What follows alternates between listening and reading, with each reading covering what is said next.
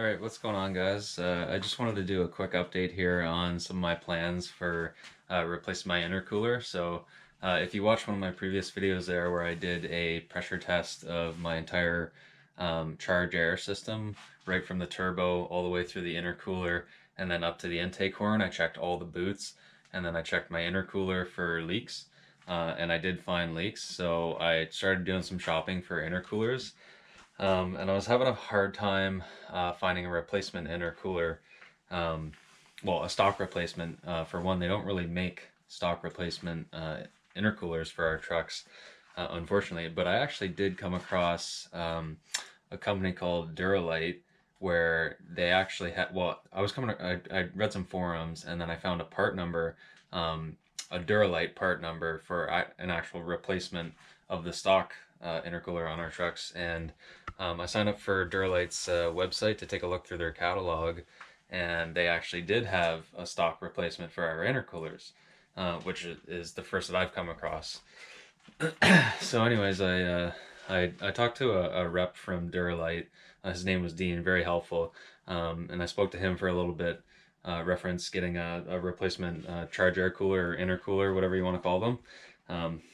And he said that I could get the stock replacement, but it might take a little while. So on their catalog, they actually have they give measurements of the charge air coolers on size and inlet and outlet diameter, and I just did a kind of searched around to see what would fit pretty well, and actually you know, some of the charge air cooler swaps that guys are doing is the 7.3 liter Ford Power Stroke intercooler swaps, and they actually had those replacements on their website, which seemed to actually fit and look to be about the best size to get.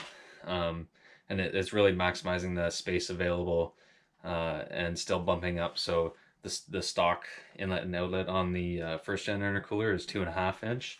And the 7.3 Power Stroke intercooler inlet and outlet is 3 inch. So I did want to bump up in size to 3 inch. So that way I'd have 3 inch right from the turbo. Inlet outlet of the intercooler is also 3 inch, and then 3 inch all the way up to the intake horn. So that's my plan there. So anyways, I decided to go with the 7.3 liter Power Stroke intercooler replacement. So that's what I got from Dura-Lite, and I just received it. So I'll show you here. I'll kind of walk you through this intercooler. So it's not a Ford part, so I'm not putting Ford parts on my truck, but it is designed to fit in the application on their website. So it was for, I think it was like 2007 to 2010, 2007 to 2010 Ford F550. So I'm not sure whether or not that application is for the 7.3 Power Stroke, but the dimensions are the same anyways. So here, I'll just walk you through the intercooler here. So it just got to me there yesterday, and it actually shipped very well. So this box, really like the design on their box there. That's pretty sweet. The shipping was great. I bought it from a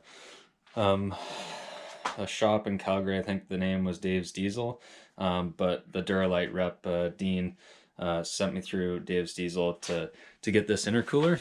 So I've got, I just received it, pulled it out of the box, and I'll just walk you through it here and show you some of the features compared to like a stock 7.3 intercooler. So my plan is to actually, I'm not going to mount it this direction. I guess this is normally upright in a Ford application, but I'm actually going to rotate it here so I can make use of these tabs for the upper mounts, and then I'll probably create some saddles here for the bottom.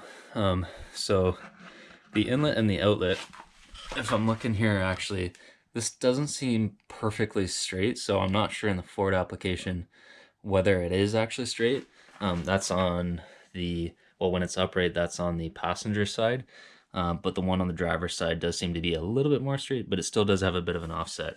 I'm not too concerned about that because there's going to be a bit of play in my rubber boots anyways, so I'm sure I can make it work. So if we just take a look at some of the features of this new Dura-Lite charge air cooler, one of the big things here that Dean was explaining to me was this silicone grommet for the tube to the header tank. So the most common point of failure on intercoolers is where there's a lot of heat cycles. So, you know, when it goes from hot to cold, hot to cold, hot to cold, the metal tube on a standard design, the tube to the header tank will commonly crack over time just from those heat cycles. So what Dura-Lite's done, I guess they've, you know, patented this silicone grommet. So these tubes are actually, I guess, press fitted into these grommets and then right into the tube. So that way, you know, over time, it won't develop a leak. And, you know, I guess they stand by it because they've got a 7-year warranty on these types of charge air coolers. I guess it's 7 years or 1,000,000 miles. So in my case, what is 1,000,000 miles? Like 1.6 million kilometers. But, you know, I don't think I'm gonna get there before 7 years. Considering my truck is what now, 25 or 30 years old. So, so yeah, I mean, I guess they stand by their product, and you know, this is a pretty beefy charge air cooler. So this is all aluminum design. They've got these cast end tanks, and then it looks like they've welded it to these end tubes. So it's, you know, compared to some of the aftermarket ones that they're doing, these ones will definitely flow much better than like some of the Mishimotos or you know, the other standard like eBay style charger coolers. So these are also the tube and fin design, I think they're called, versus like a bar and plate. You know, whether or not they perform better than a bar and plate, I'm not entirely sure the exact science of it all, but you know, these are definitely beefier than like a stock unit, and you know, it's very well built. I think these fins are, you know, pretty dense or offset compared to some of the stock ones, and then these bars in here are likely also, you know, bigger, and then the thickness in itself compared to a stock unit for the 731 is probably also a little bit thicker there. I mean, I'll show you just with my calipers here real quick what the thickness of this unit is. Yeah, so this one is just about 2.2 inches thick there. And then these inlets and outlets, I'll just pull this guy out. On the inside diameter is roughly 2.8 inches. And then on the outside there, you know, it's just over 3, it's like 3.2 inches. So, you know, definitely an upgrade over the stock first gen intercooler, and I think it's definitely going to make a world of a difference once I get this guy mounted in there. So I'll just show you real quick some of these cool stickers on here. I really like their sticker design. So Dura-Lite Evolution, they've got two different designs. One's their Evolution, and then what was the name of the other one? I forget the name of the other one, but I guess that's their more standard OEM replacement style design, which doesn't have the grommet. So I guess this is the superior design of the two. But anyways, I'm pretty excited to install this guy. Like I said, the plan to mount my lower brackets is I picked these up at Canadian Tire, as well as this flat bar stock.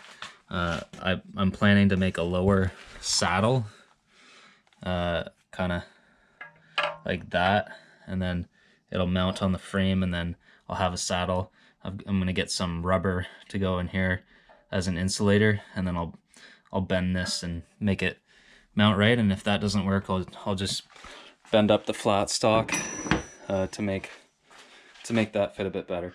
So I'll just walk you through the rest of the system plan that I have. I'm still waiting on a couple parts, but this is going to be right off of the stock, I guess not stock, but right off the turbo on the truck.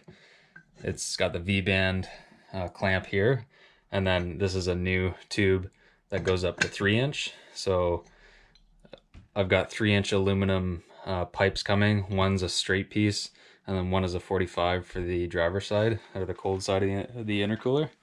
So it'll come off of this into 3-inch pipe into, I guess it would be, well, this is upside down, but into one side of the intercooler, out the other side, and then into a 45, and then the 45 up to, this is the 3-inch inlet, well, roughly 3-inch.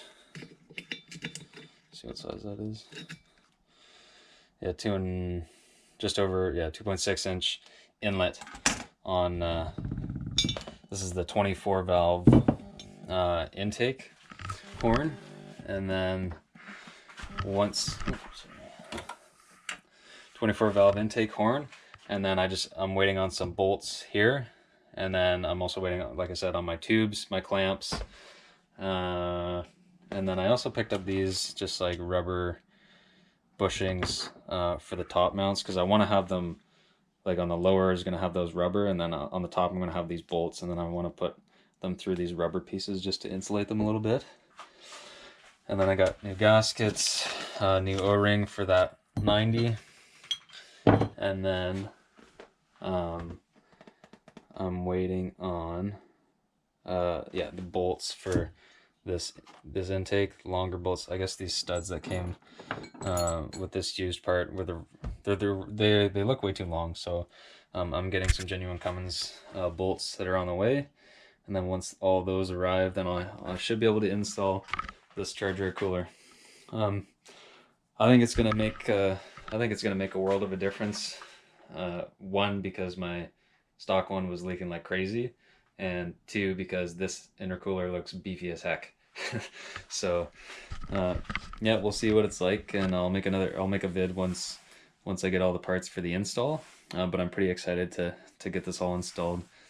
You know, these Dura-Lite supplies to like the trucking industry and the industrial and industry, and they're all about reliability and durability and performance. Well, I mean, not so much performance, but performance comes as I guess a second hand to reliability and durability, right?